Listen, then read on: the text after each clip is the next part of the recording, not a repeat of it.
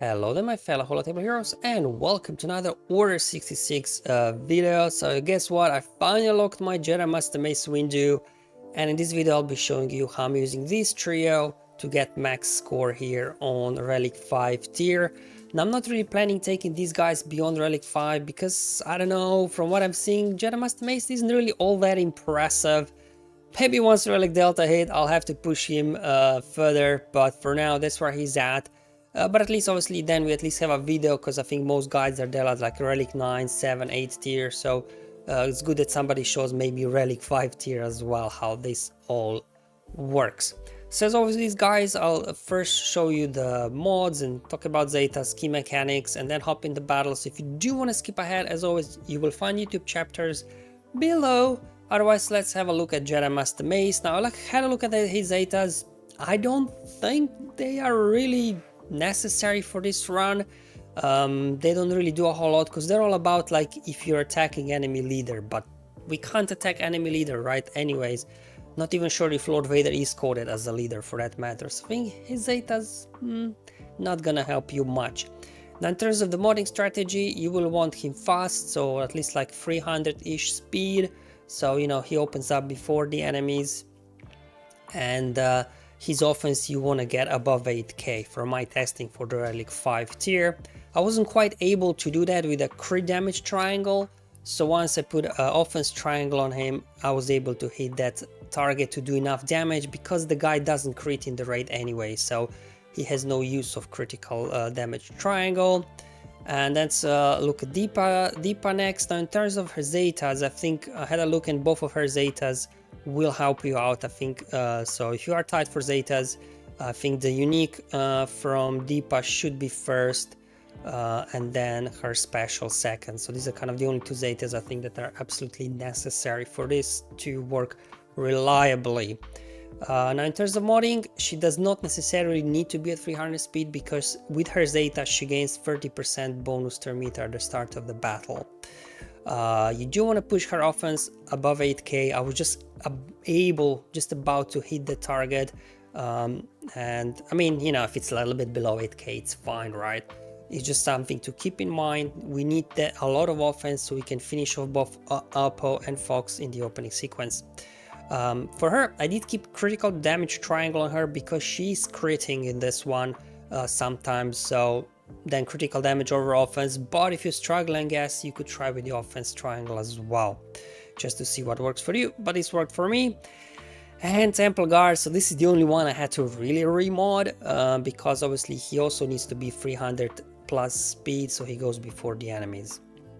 That's the key here.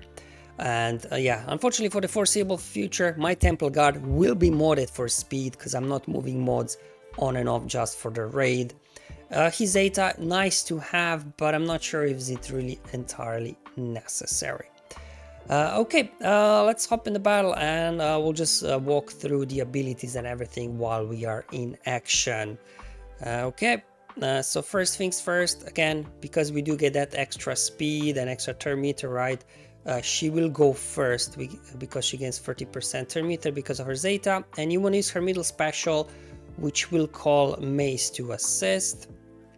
There we go, we got a nice good hit on him, and because he's got provoked, he hits back, which is good, right? Because then he deals some damage to himself, and this is where you need offense on Mace, so he can go ahead and finish off Fox. What you will want to do is just use basic ability, because basic, if the enemy has Shatter Point, which Fox does have, we will reduce the cooldown of all the Jedi Vanguard by 1. So then Deepa will be able to use her middle special quickly again. So let's go ahead, use basic, drop Fox, and this is why you need 300 plus speed over your Temple Guard, so he can go ahead and increase the stacks over before the enemy starts going. So let's go ahead and do that. All right, it happens. I guess that's the only bit of RNG, right? If they nuke one of your guys out. So it's good it happened, so that you don't get the idea it's a 100% win rate, but 9 out of 10 times from my testing it worked at least.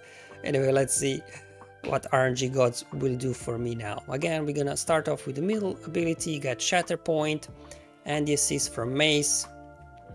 And then we're gonna go ahead, use basic, finish off Oppo, capture the flag, and hopefully there we go, we can survive these couple of hits now. Okay, right, one more AoE, and we made it. That's 9 out of 10 times that's what happens. Okay, and because of the foresight right on her, she gets another, she gets 100% turn meter and she takes another turn. And because we use the basic with Mace, we reduce cooldowns on her, on everybody, so she can use her middle special again. And we'll do the same thing as we did versus Fox on Oppo. Hit him, and then here what I will actually do, I will not use basic, but we'll use the last special, which we'll call now as well Deepa for the assist. And then Oppo will hit back because of provoke, dealing damage to himself. However, this damage can't defeat him, and this is, well, now we'll do the AoE, and this will now finish off Oppo, and we don't have to worry about him anymore. And we got a taunt, so he's kind of taunting now, and from here on out things are straightforward. We're just gonna go ahead and finish these guys. We now use the last special here to dispel buffs on the enemies, namely Retribution. We can now go ahead and subdue the clones, and let's go ahead, I guess, put Mace under stealth. He's not looking too good, and then we can go ahead again, finish off him. Then we'll work on the other disguised clone trooper. Just gonna do a basic there, and we should be good from here on out. We took care of the opening sequence pretty well. Now it's just a case of getting these guys down. There we go. Let's go ahead. Dodge. That's fine. Just gonna kind of basic our way through here. Make sure our abilities are ready to be used. Let's actually get a taunt up, heading into the next wave in case enemies do get some turns on us. Okay. And let's go ahead and rescue the first Jedi. And we'll do the same thing. We'll use the middle special here, finish him, and then, you know what, let's just hit them with an AoE. Okay. Alright. And hit them with another AoE. And finish off these guys. Just gonna save the AoE for the next, I think, turn. Okay. Basic over here. And now we just again have to get this done, so we rescue the second clone and onto the final wave. So these guys got the highest turn meter, so let's go ahead and knock him out first, and then go after the next guy, and we should be good here. Smack them with an AoE. Okay, alright, and another AoE coming in hot. Sure, just finish him. Do that. I mean, we can probably hit autoplay, to be honest, at this point. And that's it. I mean, outside of that, you know, RNG in the opening sequence where they did nuke out Mace again, it does happen occasionally, but for the most part you can get through with everybody alive from the opening attacks, and then you are kind of good to go. So even Relic 5, you know, once I got the speeds, you know, to like especially Temple Guard to 300 plus, and I got 8k, minimum 8k offense on both Deepa and Mace, then this become very consistent because you can quickly knock out both Fox and Oppo, and then the rest kind of, you know, just kind of unfolds without any complications. Thank you for watching, guys. Hopefully this video was useful and helpful. Let me know how you guys are getting on, but until then, have fun and enjoy your life, and may the RNG be with you, my friends.